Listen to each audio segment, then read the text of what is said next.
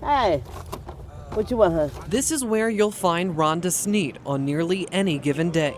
What you want, honey? Thank you, man. On the streets of downtown Richmond, providing food and necessities to homeless people. This will probably be big for you, but it's a hoodie.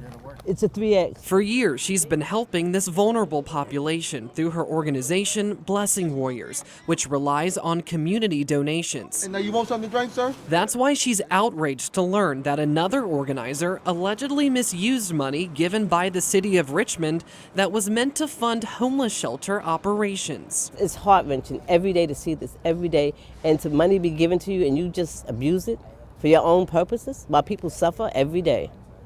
No.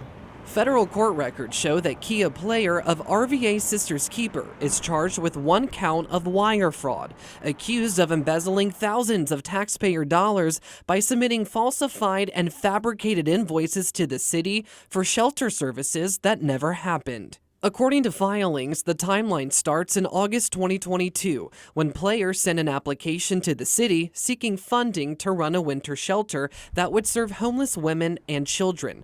She didn't register RVA Sisters Keeper as a legitimate organization until after applying.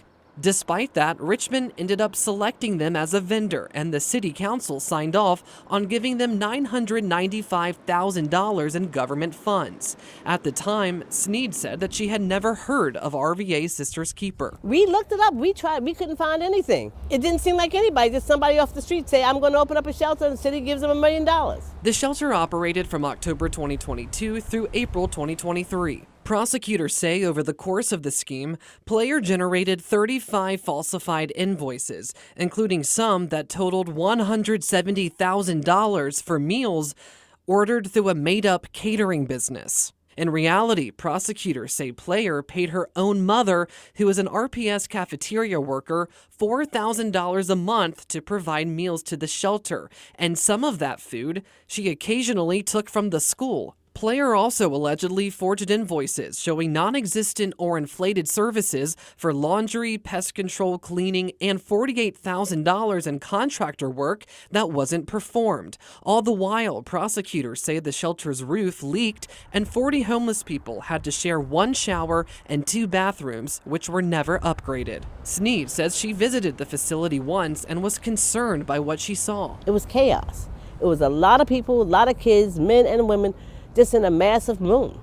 And it was crazy. It was totally unorganized. Player is additionally accused of funneling at least $68,000 to her own business and bank accounts. Prosecutors say she used those fraudulent proceeds to buy flights, a luxury Caribbean ferry ride in Miami, and for shopping at several stores. So where did Sisters Keepers come from? Who referred them to the city? Who recommended it? Who okayed it? City Council okayed it? Did anybody investigate this? Sneed, who first raised questions about this organization's spending years ago, is calling on the city to implement stronger safeguards and vetting to prevent something like this from happening again. They have to understand that you can't keep the same people that were in charge that allowed this to happen to make this work.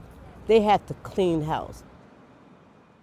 A city spokesperson tells me that at the time these organizations were selected to run the shelters, there were not a lot of other people who were interested or able to provide such challenging services. However, moving forward, the city says it'll be working with much more established and experienced providers. We also reached out to Player's defense attorney for a comment for this story. However, they declined.